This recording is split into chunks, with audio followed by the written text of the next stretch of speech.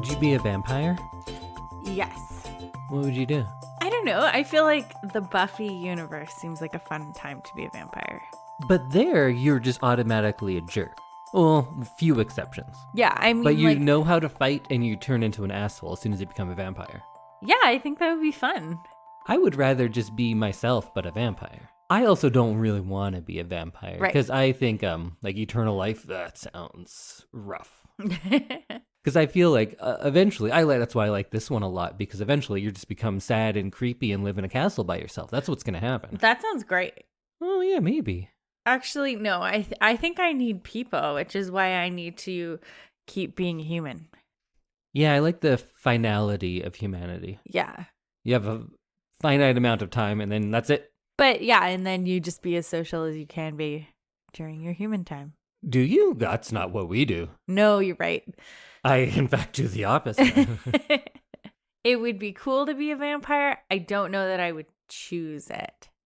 No, I think it definitely depends on your vampire universe rules, but overall, I'd probably not be a vampire. Yeah, unless it was like angel vampire rules and... Where you kind of become whatever you want to be depending on the episode. And you can just kind of like drape a coat over your shoulders and you're fine. Yeah. Also, why is he choosing to live in LA? Right? That's a bad idea. It's like one of the sunniest places. See, living in Edmonton wouldn't be bad. No, especially... Half the year you can walk around for more than half of the day. Exactly. So I think that would be good. I wrote a script once called Interviews with Some Vampires, and it was a mockumentary, and it was about vampires and how they choose to live in Edmonton because it's a big city, but it's dark a lot because of our winters. And it was kind of funny, but like some characters, there's like a 14-year-old who's actually like 312, and she just wants to go like buy some vodka, and they won't let her, right? So she has to deal with that kind of stuff. But and then What We Do in the Shadows came out, and I was just like, oh, they did everything I was going to do, but better. So that's it. And I never made my movie. Oh, that's sad. Yeah, but What We Do in the Shadows is pretty great, so I'm fine with it. I think Edmonton would be a great place to live as a vampire. I think so. It's like 4:00 p.m. during the height of winter until like 8:30 in the morning.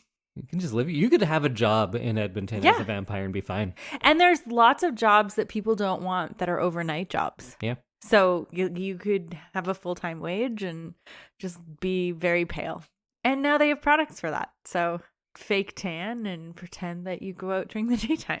Well, let's start up our episode. Oh, yeah. Welcome, everyone, to an episode of I Love This, You Should Too. And we are members of the Alberta Podcast Network, which is locally grown and community supported. My name is Indy Nosferatu Randhawa. And with me is Samantha Randhawa. Oh, you got to be my sidekick. Maybe you should be... We're not very vampiristic. No, I don't really want to be Ellen. No. Well, she's the hero, though. True, but she's also just like, I don't know. I didn't enjoy her. I'd rather be Annie. Who's Annie? The wife of the family that Ellen goes and lives with while Mr. Butter is away. She seemed like more fun. They were like playing croquet by the seaside. All right, well, if all this rambling wasn't clue enough, we are going to be talking about the 1922 classic horror film, Nosferatu.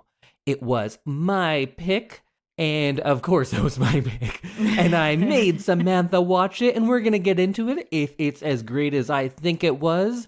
If Samantha was able to get through the whole thing without falling asleep, maybe she really, really loved it. I did not fall asleep. Oh, well, there you go. We answered that question already. But we'll answer the rest of those questions in just a moment. But first, let's hear from the Alberta Podcast Network and another episode on the network. In a world where boring dinners and ungrateful children make cooking almost unbearable.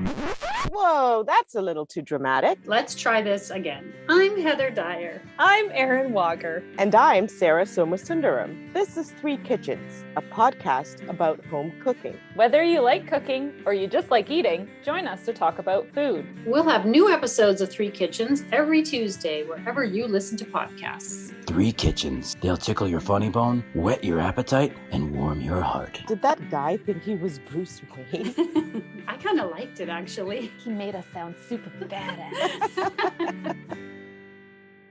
All right, well, let's get into Nosferatu. And maybe if you haven't watched it and you're still for some reason listening to this, which is odd, but I think you should watch it. Mm-hmm. And I don't think I really pitched why you should watch it last episode as much as I should have, because I hadn't seen it in 10, 15, 20 years or something like that. And we have this idea of silent films. They're different. They're hard to get through. It's black and white. It's just not what I'm used to. Mm-hmm. And I urge you to think of these movies as not being like cheesy or poorly done, but just being different. And we're very accepting of a lot of things that are different from what reality is. But for some reason, those ones we're fine with. Like when you showed me A Christmas Prince, mm-hmm. that movie blew my mind because it doesn't build the characters or have the plot. It's just, if you've watched enough romantic comedies, you know what happens next. Right. And they don't even do the things that are in the plot of that movie. They just expect you to know and connect those dots because you've seen enough other movies. And then listen to the dialogue, which is where a lot of like composition comes out. And when we watch movies now, like every car, the tires squeal. That's not real life. That doesn't work, but we accept it. Every time you hang up a phone, it beeps. Every person that dies, they flatline and that makes a beep. Those don't really happen in real life, but that's a thing in movies. Fight sequences. Nobody ever fights like any of these things, but we're fine with it because that's what movies are to us. We believe like a man can dress like a bat and fight a penguin man and a clown, and it's really, really serious. And that's fine, and we just accept that. Mm-hmm. So I say we have the same forgiveness to someone who, after waking up, spends 15 seconds looking around. Yeah. Because people watch these movies, they're like, he just wakes up and stretches for 15 seconds. That's terrible. But it makes as much sense as anything in the film. So just extend that forgiveness to this movie, and I think you might really like it. But that's me, and of course, I already like this movie. And upon this rewatch, I love it. It's great. I think it's a fantastic movie. But Samantha, how did you like Nosferatu? I forgot the like key role of score in a silent movie. I kind of forgot how because now you get like scores that just like tell you whether it's a love scene or tell you whether it's like an action scene. I forgot that this like score replaces dialogue. And like really, the actors are like overacting as opposed to like what we see nowadays. But like it really goes with the music. So I really liked this movie. You really liked it? Yeah. A movie from 1922. 22. That's awesome. And also the way we watched it was probably good for someone who doesn't watch a lot of silent movies because we put it on and we like chatted throughout. We didn't analyze, we kind of joked around and we had fun with it. So how was your watching experience of Nosferatu? I enjoyed it. It's interesting. Like as someone with like ADHD who has trouble doing more than one thing at once, this was kind of nice because I could like really soak in what I was seeing, but I could also kind of pay attention to you. And we could have a conversation while we were doing it. So I think I prefer silent movies just with my like attention span. Well, you heard it here. We are doing only silent movies from here on out. And I think a movie like this, how would we frame it for a modern audience? Like, it's about the vibes, man. Like, we don't need to get into the dialogue and sometimes not even the plot. Mm-hmm. I think the plot is good and the story is good, but it is about the atmosphere this movie creates. That's its strongest aspect, I think. Yeah, and that score really like wraps you up in how you're supposed to feel. It kind of replaces those like kind of rom-com tropes of just like oh, well, this is a love scene, and we've like fogged the lens a little bit. So like now you're supposed to be in the romantic mood. This was like, they had the highs and lows in the music, and I really enjoyed that. And that combined with the expressionism in the cinematography, it just creates a great mood. And I forgot how much I enjoyed these types of movies, because when I was in my like late teens and early 20s, I watched a lot of silent movies. And it seems odd to me now. Like, I thought about it and I was worried, was I just a pretentious film school kind of guy and was watching all of these and convincing myself, like, no, these are important and good? Or are they actually good? And then I watched this and no, they're actually good. This I enjoyed was it. a good movie. A lot of it was genuinely, maybe not scary in the frightening sense, but haunting. It might be a better word for it. But they're spooky parts, and I think they were very effective. I feel like current horror has kind of like ruined a like 2023 audience for this kind of film. I could see in like 1922 it being like legitimately scary. Right. But you also said that you found things actually scary in this one, right? A little bit, yeah, here and there. I think this movie does a really good job of just like that escapist thing where you're like just all in. You got all into a silent movie. I'm did. very happy that worked out for you. I was very surprised. I thought you would hate it. No, I was very surprised just how into it I was. Well, let's talk about it. Maybe I'll give a little bit of context first. Despite this being a kind of monumental in how influential it is and being so old, I don't think I'm going to do the classic Indy's film school of this is why it's important. I think I'll give a little context up front. I saw that essay on your laptop. I started and I stopped myself. You did. There's a bunch of things that I'll just say in one sentence and just say like, yeah, go look into this more because there's a lot more to it. But let's talk a little bit about some context, talk about things that we enjoyed, what worked, what didn't, how things could be different if it were done today, maybe. Well, everything would be different. And then also maybe just a couple of readings and what Nosferatu's all about. Sucking blood. Yes. Answer. Done. All right, let's go home. Well, we can talk a little bit about expressionism because that's a word I use a lot, and I should probably explain it because I talk about it so much. I'm not going to give like the full thing. Maybe when we do the Cabinet of Dr. Caligari, which is my favorite of this time and is much more heavy with the visual expressionism, we can talk about it a bit more then. But for our sake today, German Expressionism was a kind of an art movement, but we're only going to talk about the film side of it, which was big in the 19-teens, right through the 30s, then went on to influence pretty much all horror and a lot of the film noir detective-type movies once those German filmmakers came over to the US when they were fleeing the Nazis.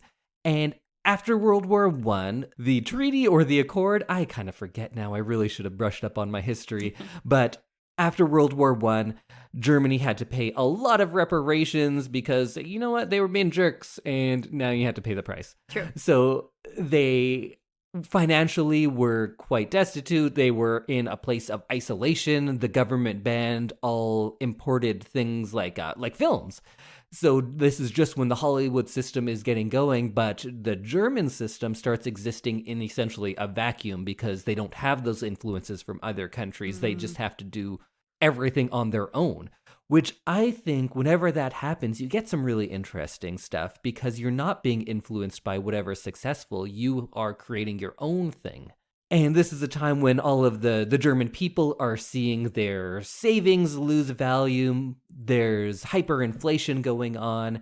And all of this leads to the government starting to fund the films a little bit more and creating this new film industry. And it really took off. The Weimar Republic of the interwar period of Germany is where this all is happening. And the fear of what had just happened in World War I and the fear of what could be in this increasingly isolated Germany creates, well, many things, but two things that we can talk about most easily. One good and one really bad, and that's Expressionism and Nazism.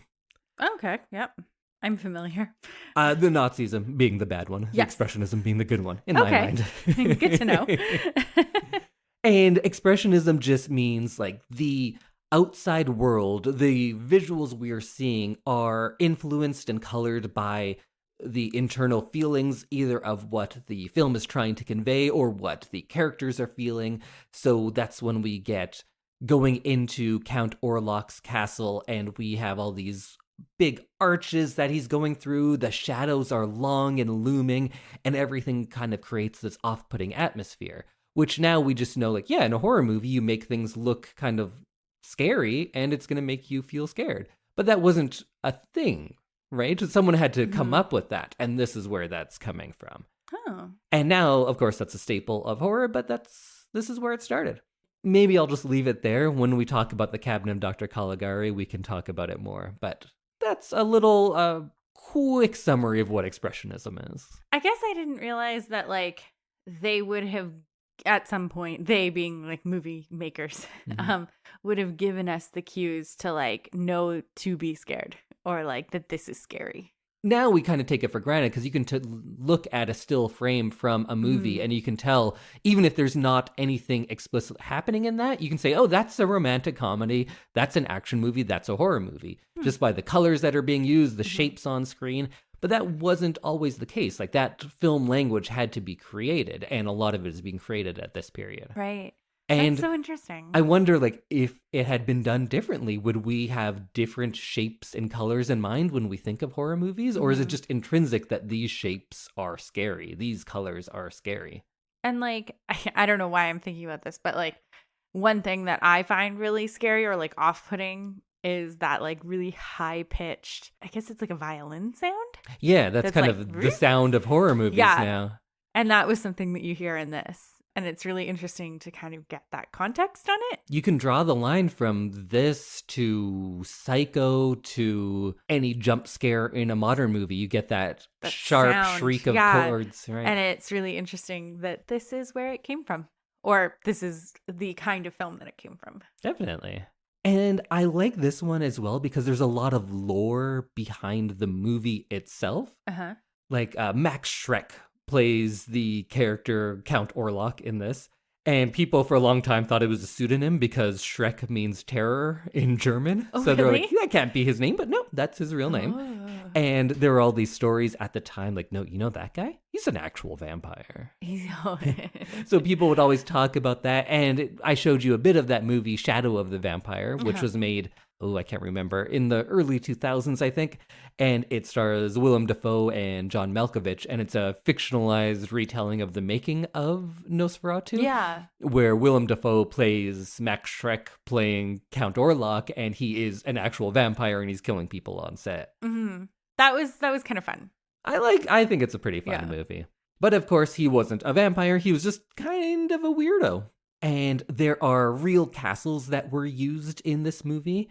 The castle that appears at the end that's all decrepit and has fallen down was the residence and then prison of Elizabeth Bathory.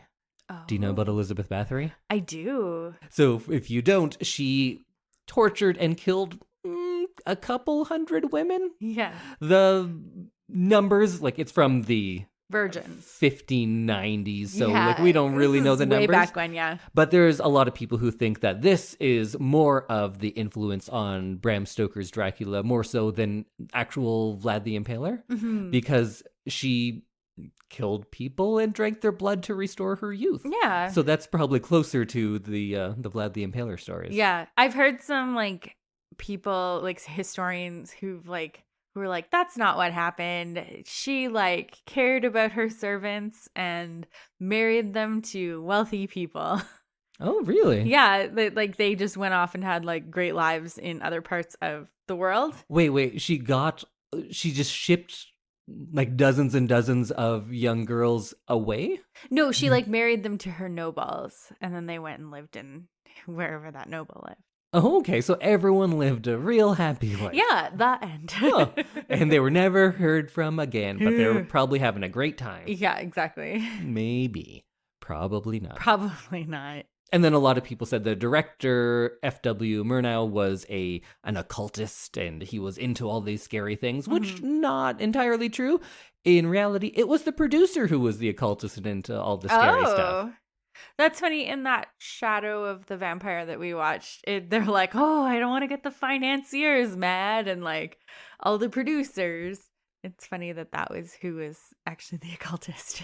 Yeah, Elben Grau was an artist, an architect, and really into the occult. And he was in some sort of Hermetic order, which were a lot of those were pretty popular at the time. And he was very interested in ancient texts and how those could be used to both in art and in life.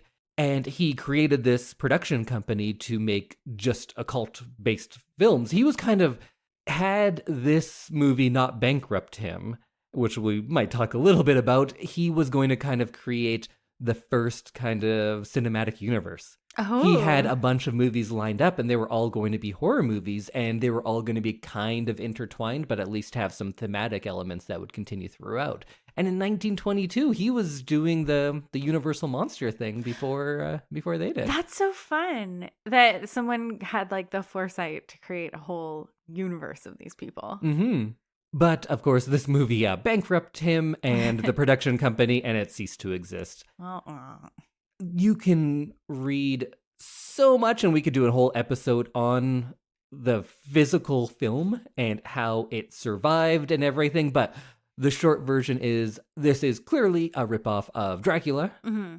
Some prints even say adapted from Bram Stoker's Dracula, and in the official print, they did thank Bram Stoker at the end. Oh. But they probably shouldn't have, because that just made Stoker's widow, whose name I forget now, but I think her name was cool. But either way, she became aware of this because she had already turned down their request to make a film of Dracula. So that's why the names are all different, and they changed quite a bit, but it's still pretty much Dracula. Mm-hmm. And when she found out about this, she sued the company and won. The producers sold the movie to a different company, so they wouldn't be liable anymore, but that was the end of his company. And the court order was that all prints of this be burned, and they were. But before that happened, I guess it's a very long story, but essentially there were like a couple of remaining prints of different types. And if you use the Kino video Blu-ray that we watched on, it wasn't a Criterion, like I said earlier. It's Kino Classics who does Kino Lorber. They do good work for especially old stuff. I've never heard of them, but I trust you. Once we start doing more silent movies, you will. Because we're switching only to silent movies. That sounds great. I'd be very happy. Do you want to know Bram Stoker's wife's name? Oh, sure. Florence Balcombe. That's a good name. That is a good name, yeah. So she sued them, and they had to destroy all the prints. So this very easily could have been a lost movie, because a lot of movies at the time were. This isn't the first vampire movie ever, but it is the oldest existing one, because many of them are just lost to history. We have no idea what they look like. Oh. That was the case for many years, but some prints were found, and the version we watched is cobbled together from probably like 5 or 6 different ones. So it's just whatever it was like surviving. Yeah, because not everyone looked the same. Because after it was destroyed, people would fill in gaps. There's versions where there's different actors doing some scenes because they didn't have all of it. Right. There's some just filling in. Yeah, there's so many different versions of it out there for quite a while, but now it's kind of been standardized because they've found enough that they've compiled what mostly was in the movie. So the version we have is probably quite close to what they saw in the 20s. Well, maybe let's go through the movie a little bit, kind of quickly, and we'll talk about what we liked. Mm-hmm. Early on, I loved that there's a cat featured very prominently. At the beginning, yeah. I was happy about that. You were very excited about that when we first started watching. You were like, oh my God, I want to know more about that cat. Yeah, I'm sad the cat didn't come back. You want to know more about every cat, though. Yeah, I want to be friends with every cat I meet. Very true. All cats are my friends. That's Indy's life goal. Yeah. And pretty quickly into watching it, I think you realize that you are watching history. This isn't a movie it's not a period piece about something old. You are actually seeing a world that doesn't exist anymore, which is kind of crazy to watch. I can see what you mean by that. That's something that like is very cool. Like I know we have a lot of like period pieces and like all of my Tudor shows that I watch and movies. I think this is very cool because this is a time that wasn't caught on film very often. Mm-hmm. Like we are seeing a world that doesn't exist anymore. Everybody who made this is dead. Mm-hmm. But a lot of these buildings still exist because the exteriors I thought were great. Because I know I would love the interior stuff because that's when you get more of the set building that is expressionist based. But those exteriors are just so interesting because this is a world from 100 years ago. Mm-hmm. Yeah, I liked the kind of facades of the houses in Wisburg. Is that what we're calling it? Wisburg? Wisborg. Sure. But yeah, I liked the look of the town. And this is post First World War? Yes. Okay. It's set in the 1830s, but it's being shot in the summer of 1921, I think. So it is the interwar period. Okay. Yeah, I liked the look of everything, and it just looks like another time, which it is. Yeah. But it just looks like it's very believable without being like overdone. Yeah, because of course there are things we watch now, like you watch any Eggers movie, and that is so perfect replication of what things looked like in whatever year, like 1830 or the 1600s. He does everything exactly like they would have done it. And that's cool and everything, but this is actually an artifact of that time. Like this is the artifact itself, which is I don't know, it has some gravity to me. Mm-hmm. And early on, I loved when they say, "Oh yeah, you're gonna go to close this real estate deal. Just head over to the land of thieves and phantoms." And he's like, "Yeah, sweet, thieves and phantoms." I like that this country, Transylvania, which is a place, right? It's a real place? That is a real place. Okay. Yes. I sometimes wonder if it actually is a real place. Do we have a listener in Transylvania? Oh, I hope so. If you're from Transylvania, let us know. Yeah, we'll give you a shout out. I just thought it was cool to have like a title, like the land of phantoms and thieves. I think that was so cool. We should name things more as a society. Edmonton, land of ice and regret. So remember when Ellen is going to be staying with friends and you turned to me and you said, "If you leave, I should be allowed to stay alone." like that was a matter for debate? Yeah. I wasn't arguing. Don't ship me off to someone else's house. There was a couple of things in this where I was like, don't do that, or like and I also took, well, we'll talk about it later, but there was a couple of things that I was like, you don't need to do that. But I do know that this was a time when women were like way less independent than they are now. So I get it. True. Also, if I was gone for like months, because I think these journeys last a long time. True. You'd go stay with your mom for a little bit. You're That'd right. be nice. I probably would stay with my parents. You're right. You're right. I'd have a lot of sleepovers. And speaking of all that traveling, I think this movie is so much scarier when you think about that this comes from a time, not even the time it was set, but the time it was made and filmed, that there is such a sense of the unknown.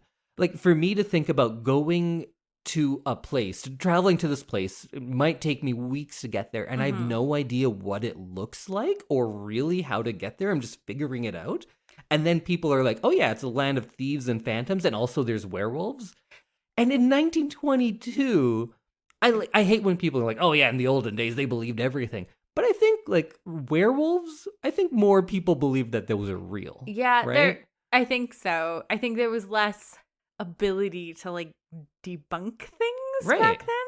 Also, the idea of going somewhere that I've never seen and have no knowledge of, it makes me very anxious. See, I traveled a bit like that. I did a lot of my traveling, not pre-internet, but pre-smartphone. And I would go to a city and not really know my way around and have to use like actual maps. Yeah.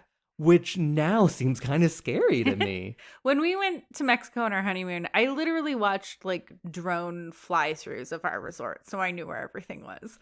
I moved to a country once, and I had no idea where the place I would live looked like. That's crazy. And I just moved there, sight unseen, and that showed makes me up. So anxious. I don't know how I'd be terrified to do that. No, I did that more than once. I moved to a country where I didn't know what the room I would live in, where it was, what it looked like, how to really get there. Oh my goodness. Yeah. No, that makes me so anxious. And that's in like the year 2005. Yeah. So in 1922, they're heading out there, going to the land of thieves and phantoms, and that is so much scarier in itself, let alone what he finds when he gets there.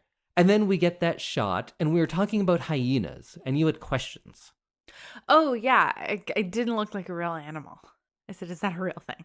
That looks like 6 animals put together. I think that's kind of what a hyena is. That's crazy to me.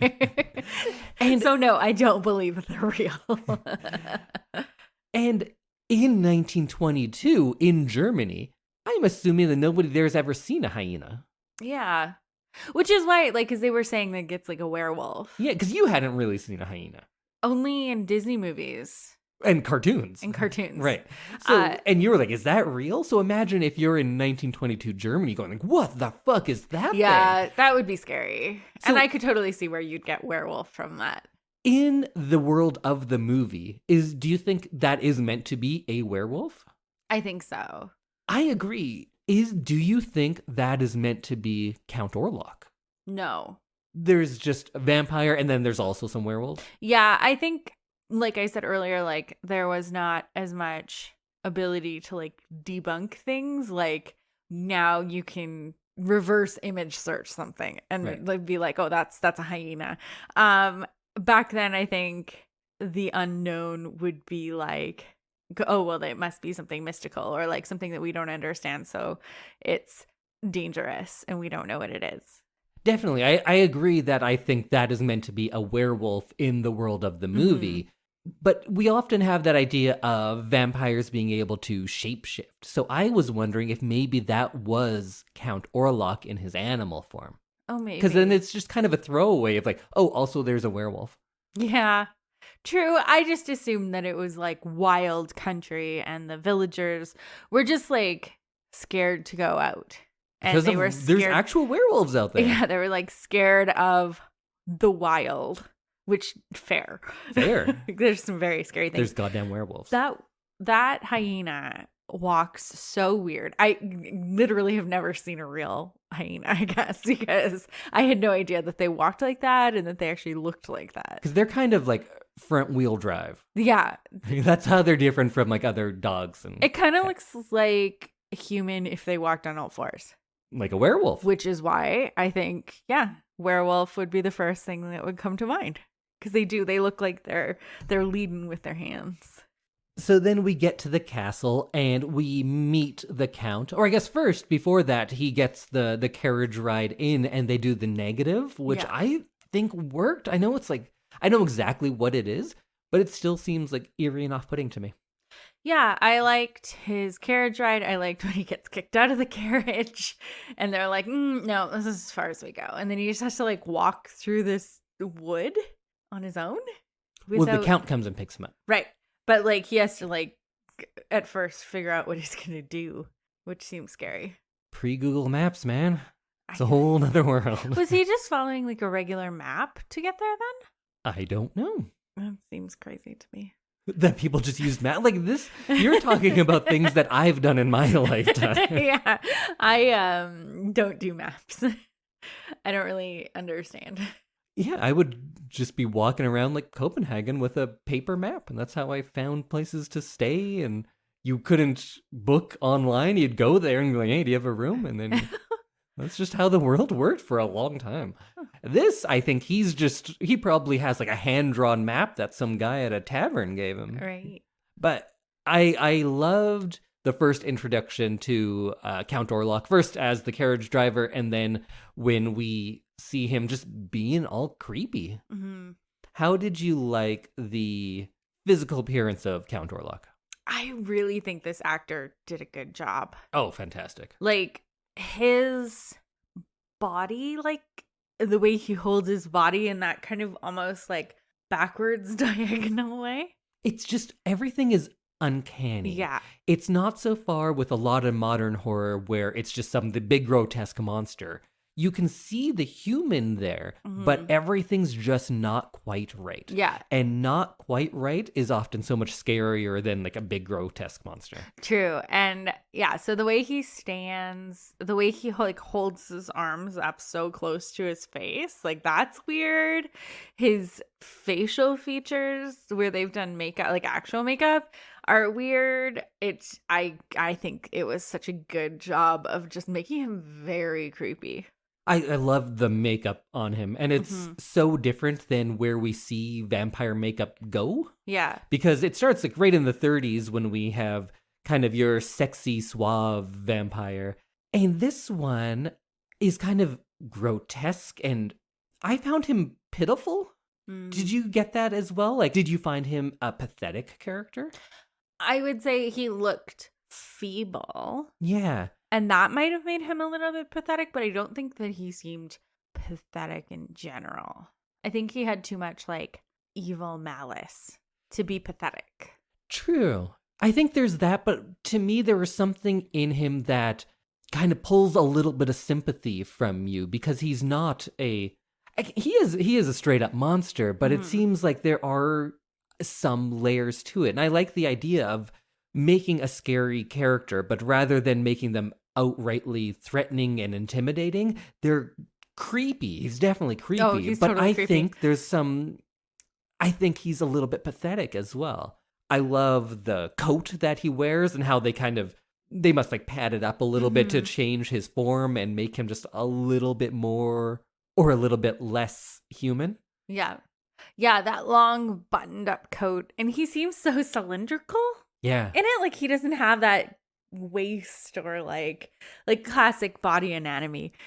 I thought he seemed not fake, but like otherworldly. Yeah, because of how it was shaped and how he's confined in that coat. His shoulders don't look like they're coming from the right place. The shape doesn't look correct. He's too tall, but then he has no neck as well. It was just, it's all very off-putting.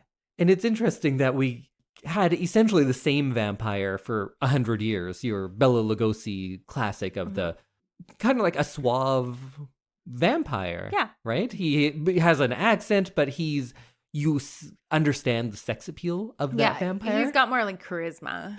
And this one is quite different. And it's it went from this, and then it was the same vampire for a long time. And we don't get it going back to a kind of creepy one, maybe until like Francis Ford Coppola's Bram Stoker's Dracula, where Gary Oldman plays Dracula. And I think that one is quite good. I also haven't seen it in many, many years. It might be terrible. But we had that same sexy vampire for a real long time. And I like that, although this is kind of an originator, it feels like it's something new. Right. And then movies went real sexy with the vampires. Right. Yeah, I like that there's no elaborate backstory to him. There's no romanticization. Yeah. What's that word? Romanticization.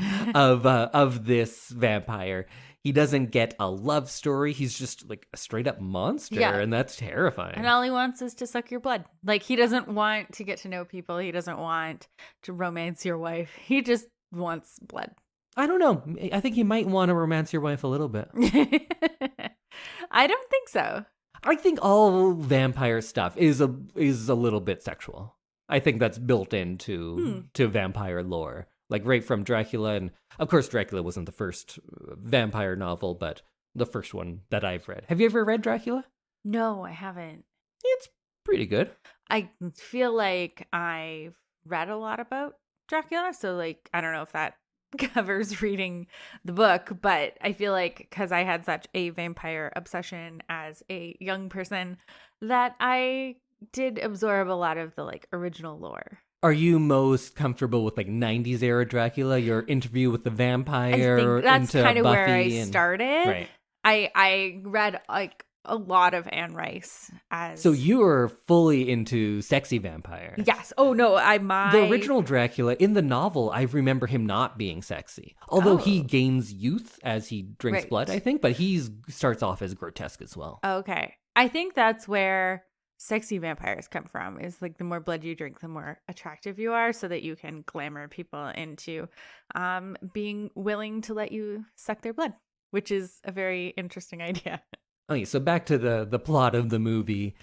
He's in the home now, and I know it's so hard because Dracula and vampires are just so much a part of pop culture. Mm-hmm. So it's hard to think of a time when it's not pop culture, it's lore. It's something that you heard stories about and you're like, is that real? I'm not entirely sure. And it's still in that kind of world.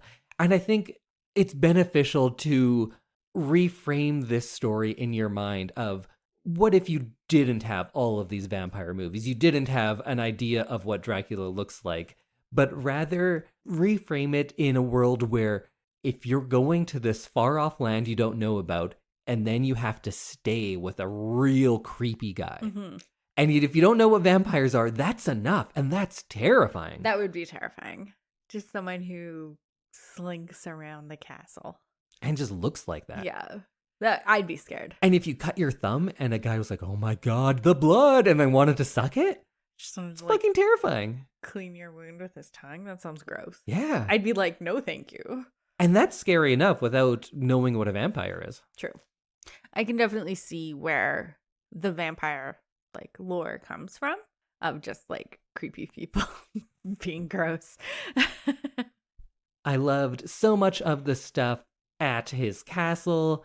I really enjoyed the stuff on the ship on the way back. Yeah. And kind of that race that was set up of Hutter going back and trying to beat Orlok back there. Yeah. I know I'm glossing over a bunch of stuff, but there's so many great shots in the ship too. And then it just turns into a straight up plague movie, which is something that I forgot. And I wonder if I'm just more sensitive to it now, post-pandemic? Well, not post, mid-pandemic. Mid-plague. But I didn't remember this being a plague movie, and it totally is. Mm-hmm.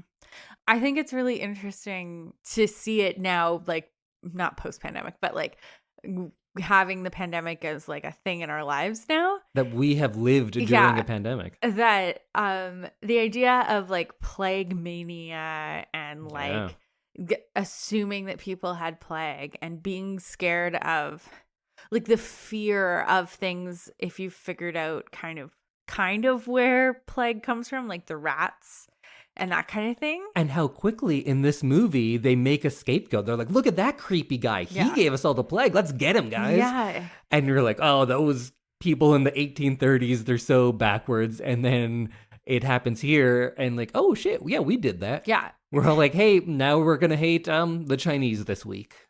And those shots of the coffins being carried down the street, and to everyone there, these are victims of the plague. And everyone's locked inside. It was, a little too close to home. Yeah, agree. And then later on, there are some really great shots too. And I know so much of this movie I talk about in the shots, because that, I think, is the strongest part. The cinematography in this is beautiful.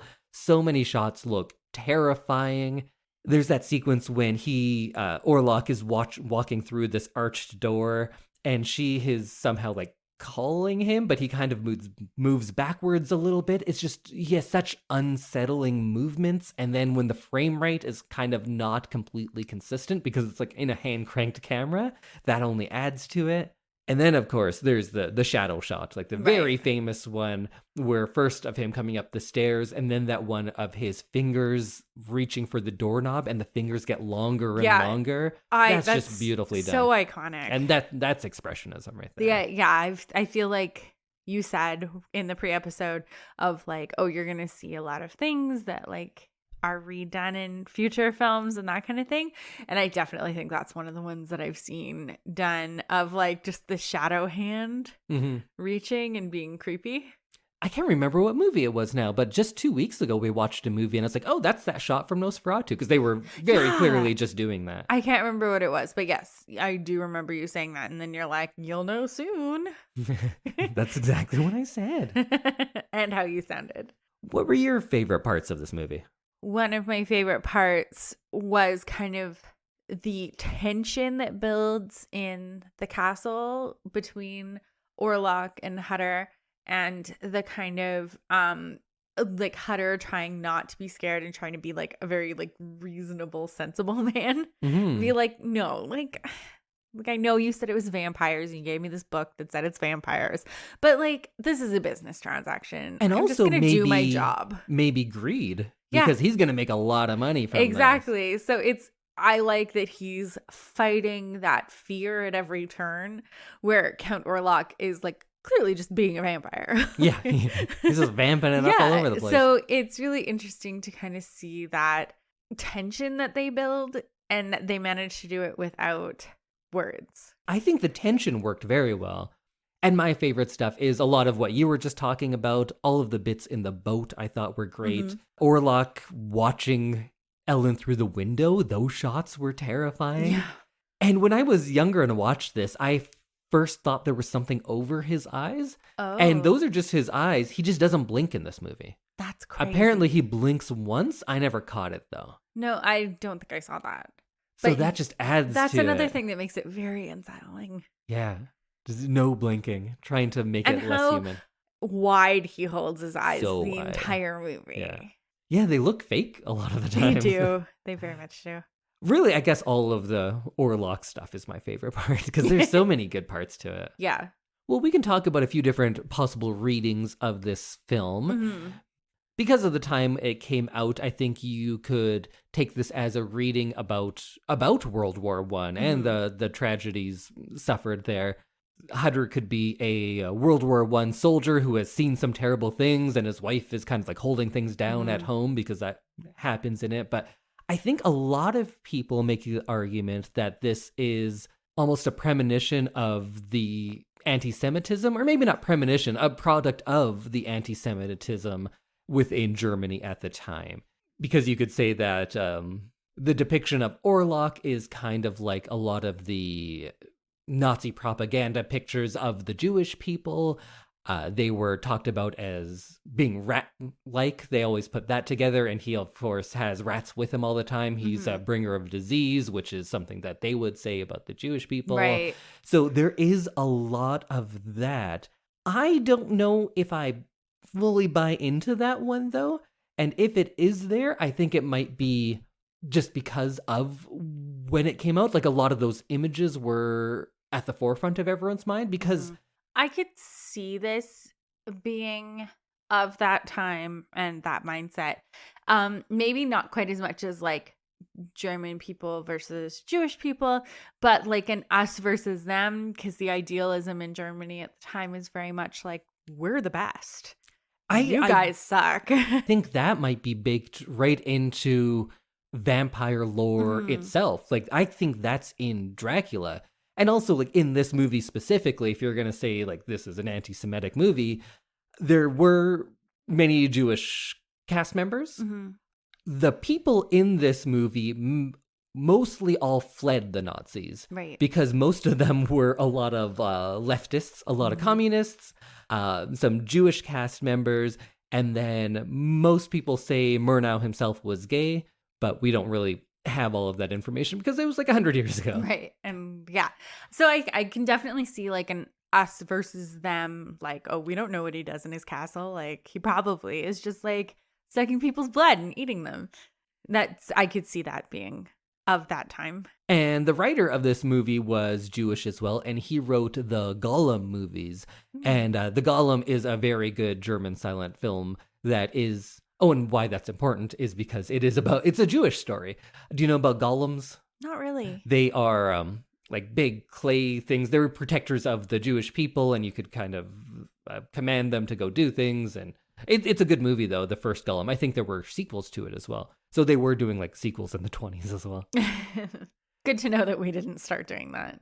So it seems, I think, less likely that this was anti-Semitic propaganda and more likely that it is a product of a time when that was very common, or perhaps even that this was so successful that it itself influenced a lot of that anti-Semitic propaganda. And just like what you were saying, the othering is a part of this movie. And I think Dracula itself, like the novel, relies a lot on xenophobia and the fears of the outsider. I think there is a lot of post-colonial uneasiness in Dracula, because even in the movies we see in the 30s and 40s, he's always an Eastern European, and he's like coming here and he's going to take what's yours, and he's preying on the women of the West. So it's always that outsider bit. And I think that is kind of like right in vampire lore, and the conflation with them and bringing in disease as well. Is this the same kind of idea as like Beauty and the Beast? Like that guy up in his castle and like get him because he's different? Are we talking Disney Beauty and the Beast? Yes, yeah. Well, there, I think we don't know it for most of it because they don't know what's in the castle. Right. It's only until after when Belle... You know what? Let's do an episode on Beauty and the Beast because I have a lot to say about that too. Done. Sorry, back to what we were talking Yeah, about. so I'm just saying that I don't think this itself is an anti-Semitic movie. I think that vampire lore and specifically Dracula relies on xenophobia as part of it. I think the plague stuff is much more prevalent than anything anti-Semitic because this was just 2 years after the blue pandemic, or what we incorrectly call the Spanish flu a lot of the time, where I think 200,000 Germans died. Yeah. So this is in everyone's lifetime who's watching this movie. So I think that's right at the forefront. And of course, that is closely related to that xenophobia. But then you're like, which part is first? Which is at the forefront of this? Are we saying that this is a movie about xenophobia because it uses the plague stuff, which is always linked with that? Like the outsiders are bringing that in? Or is this a movie about the plague, which is so close to the lives of all of these people, and then that works in with the fear of the outsider? But I guess you can't really separate them.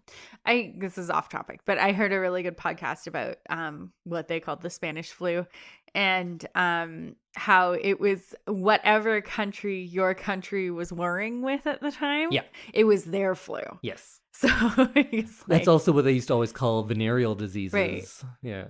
Like it was the British sickness or the French sickness, depending on where you were from. 'Cause it's always them. Yeah, it's right? always So that's more of the outsider. those guys, not us. Yeah, not us. We're clean. Foreigners are always coming in here. Yeah. They're spreading their germs. They're taking our women. Yep, all of it. And then I think there's a sexual reading in this one as well, because there's the fear of sexuality that this guy, this vampire, this foreigner is going to come and he's going to penetrate your wife quite literally with his teeth. In this case, they're the front teeth, which is... Yeah, that again, was an interesting set of teeth. I wonder if that's a choice and they're going into the more rat-like stuff because he is associated with the rats so often in this. And those were some scary scenes where just like hundreds of rats coming out of that. Those are my nightmares. This is like in the 20s. There's just a guy down there forcing rats through a hole, I'm sure. That was his job. Oh, the rat wrangler. Oh, gross. I can't remember where that sentence started. But the teeth. I can't remember if in the novel they say which teeth they are. Nowadays and in the 90s, they're always canines. It's the canines because those are the ones that are just like naturally more pointy. It was really interesting to see a different set of teeth be the vampire teeth. It's easier to be sexy with sharp canines than big buck teeth like this. Because it just looks a little bit more exaggerated than normal. Yeah, and this looks just grotesque. Yeah. But the sexual component, I think, of course, that's not new. It's always a component of vampire movies and the Dracula novel. But I feel like it's more interesting here because we don't have a vampire that looks like, what's his name?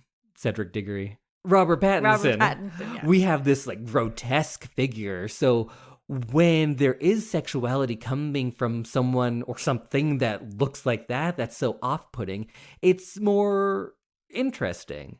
And also, he's not just into like teenagers that look like Kristen Stewart. He's into like Hutter at the beginning. There's a lot more ambiguity to his sexuality, because there's that sequence where Nosferatu is, I'd say, hitting on him, and then we get a cut and Hutter wakes up in the chair and he's all like sprawled out. And we don't know what happened. He wakes up, of course, there's the bite on his neck that he says 2 mosquito bites. Please write me about every mosquito bite you get this summer. But also, we didn't see that. So we don't know what happened. And also, other people that he bites, he kills. Yeah. The Hutter's still alive. Yeah. I felt, and I think it is meant to be implied, that he was attracted to Hutter as well. And wanted to keep him as his manservant. Maybe he's just lonely in that castle all by himself. Yeah. Yeah, I did not find as much like sexual content in this as you did, but I can definitely see where you're coming from with it.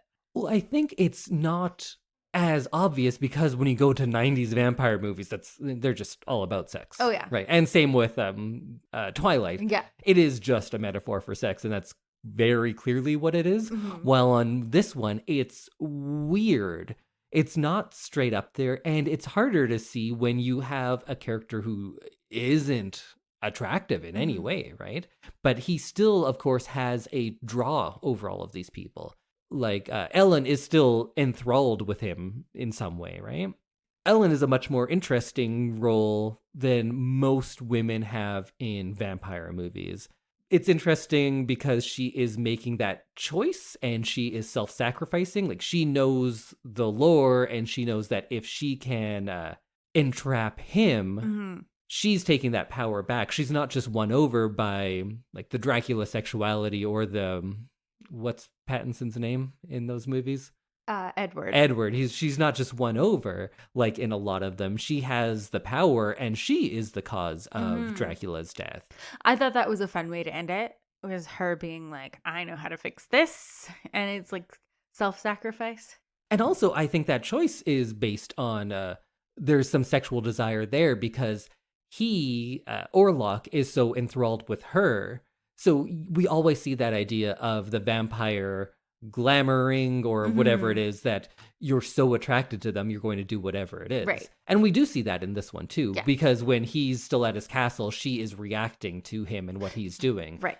And that, I think, that's where I'm saying that the sexual stuff comes in, because it's loaded in with that. It's just, he doesn't look good. Right. Yeah, he's not like very handsome. But instead, we're kind of turning that around and she's taking back that power, which is pretty transgressive for a movie that would be made in like the 2000s, let alone the 1920s.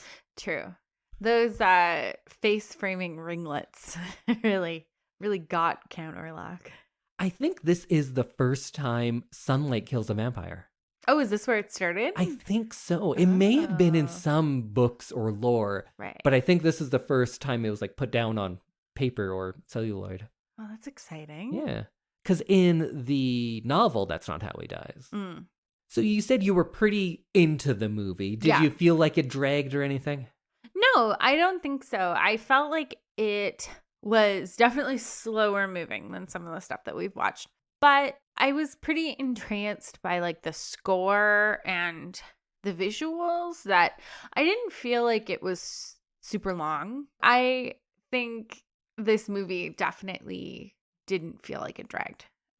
It was different than other movies we've watched, but not in a bad way. Yeah, and there are, of course, places where I would cut things, like having the knowledge of now, and like maybe some of that traveling sequences. There was a lot of traveling in this movie. But they don't bother me all that much. Like, first of all, I think you could cut out like a half hour from every Marvel movie too. Right. I think you could cut out like pretty much an hour from every Judd Apatow comedy, but that doesn't mean they're bad. I think a lot of movies could be cut out. And I think it's just hard to wrap my head around talking about this movie when this movie wasn't building on that many things. We talk about so many of our movies now and how they're breaking the rules and how they're different from other things. But what do you talk about when there weren't rules? Yeah. This I liked because it had way less plot than a normal movie. Or like a movie we'd watch now. Not Yeah, normal, the complexities. Like it weren't was there. it was a very simple story. It didn't go anywhere like crazy. There were no twists. It was just like you kind of knew what you were getting at the beginning and that you weren't going to be getting anything unexpected. And we watch some movies. Like, for instance, I think it was Freddy's Dead, where I was asking you, like, where are they? And you're like, I don't know. And you go, where are the people in the room? And you don't know because Yeah. it's so poorly directed.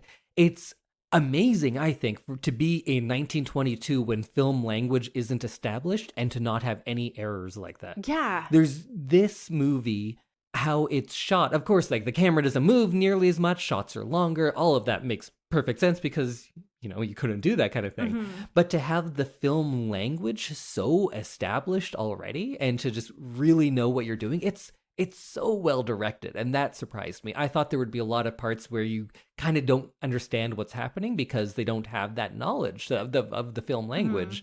But we see movies because we watch sometimes we watch shitty Lifetime movies and Yes. that, and they don't have it. No. And this And guy it- had it in yeah. 1922. Which is crazy. And just that this movie is the first, or amongst the first, to do and even create so many of these techniques, but also that it comes from a period where movies didn't have to be a certain way. Like they were creating what they thought movies should be. And now we're so much more set or maybe closed-minded into what the elements of film should be. But before that existed, maybe we just have a traveling sequence that is as mundane as traveling would be. And like, yeah, why not? That makes perfect sense if you haven't watched many movies before. If you're saying, hey, traveling is really long and it takes a long time, so let's make it long and in the movie. That makes perfect sense, I guess. But now we would just be like, yeah, but we don't need to show it because we have the understanding because of the movies that have come before that, yeah, we're shortening that down because that's less interesting. They're kind of banking on the viewer having knowledge. Yeah, and at this point, we didn't have that knowledge. Yeah. Huh. So this is kind of the antithesis to A Christmas Prince, where that movie is 99%. You've seen this before, so you know what happens, so we don't need to tell you. Yeah. This movie is telling you those things, but maybe not even telling you, just allowing you to feel all of those things. Whoa. I don't know. I think it was a very enjoyable watch. I think there's, of course, all the historical stuff like, oh, it created this, it created this. I think it's just good, and it's kind of spooky. I think it still holds up, and you should watch it like every Halloween. It made me want to watch more silent movies again like I used to. It kind of made me want to experience more silent movies. Well, we'll get to Caligari pretty soon, because that's my favorite, I think. Right. And Metropolis, I think, is so great. The Golem is very good. Pretty much all of those 20s. Oh, we can watch Sunrise. That was a Murnau movie when he came to the U.S. And it's very good as well. I think the only silent movie that I've really seen is Dr. Jekyll and Mr. Hyde. How'd you like that? It was very cool. It was a different experience because they were playing the organ. It was very cool to kind of see it, and you could like literally feel the music because it was so loud and right around you. But I forgot how good scores are. Like well done scores. And it's just a whole nother layer to these movies. And there are so many different versions of Nosferatu with different scores. There's like some metal versions. There's a bunch of electronica and synthy ones. We had the version, what's his name? Hans Erdmann, I think. I don't remember. But the original score was made by someone who I think his name is Hans Erdmann. This was a recreation of that one. So this is as close to the 1922 score as you could get as well. And I think it's great. I think it's a very good score. I thoroughly enjoyed the score. Well, we'll wrap up here pretty much. But if you did like this, go watch some more silent movies. Werner Herzog did a remake in the 70s with Klaus Kinski playing Nosferatu, which is also very cool. Quite different, though. But no, you know, not that different. Was it silent? No. Oh, okay. There's two versions of it. They've made it simultaneously in German and English, so you can watch either one. Oh, weird. Yeah. Huh. And I hear Eggers, who did The Lighthouse, The Witch, The Northman, is remaking this as well. So I would be very curious to see what he does with it. Interesting. And most people probably have just seen Nosferatu from SpongeBob SquarePants. Really? Yeah. Oh. I never watched SpongeBob, so I Me don't neither. actually know. But whenever I've talked about this, people are like, Nosferatu, like the thing from SpongeBob? And I was like, wait, what do you mean? So I had to look up that clip. And they have, in the show, they have like an actual photo of this Nosferatu in the cartoon. And he's just flipping light switches on and off. It was pretty good. With the super long fingers. Yeah. Well, maybe we should end there because I have a lot to talk about, but we don't want to open up anything new, I think. Yeah. So, Nosferatu, thumbs up. You have to say it. You're giving me 2 thumbs up. Oh, sorry. It's a podcast. Yes, 2 thumbs up. 2 thumbs up from Samantha. From this- Wow. I gotta say, I'm quite surprised and pleased. I do like movies with words, though. Nope, no more words ever. Oh, no. Let's thank our second sponsor of the episode, and that is Story Hive. Calling all new and emerging content creators in BC and Alberta. In case you haven't heard of Story Hive, they've been supporting storytellers in Western Canada since 2013. This year, they're celebrating their 10th anniversary with the biggest edition yet. The Story Hive Anniversary Documentary Edition is funding 80 short documentaries on any local story you are passionate about. You could get $20,000 in production funding, training and mentorship, and distribution on TELUS Optic TV and Stream Plus. If you live in BC or Alberta and you have an idea for a short documentary, now is the time to send in your pitch. Send in your application by February 28th at storyhive.com/apply. And I, on a personal note, know people who have gotten funding from this. So yeah, go do it. They actually, it's a real thing. If you are a filmmaker who is kind of just getting going, this is a great resource for you. So go check out Story Hive. Wow. Well, next week you can come back here and we will each have a spoiler-free thing of the week or thing of the every second week. Thing of the fortnight. There you go. Things of the fortnight. Oh, I like that. That makes it sound spooky. It does. Or we'll just get a lot more listeners because people will think we're talking about the video game Fortnite. True. #Fortnite. And Samantha will let us know what we're watching for the big watch after that. And she has promised it will be another silent movie. I have not promised that. Oh. I hoped it would be another silent movie, but I don't think it will be. No, I kind of thought that the anniversary episode was next, so I kind of forgot to plan anything. So, well, you never do anyway. No, but usually I pick a little bit further in advance, but we'll see. We'll see. And I promise to do no more than one silent movie a year. Okay, everyone, we'll see you next week. Bye. Bye, everybody.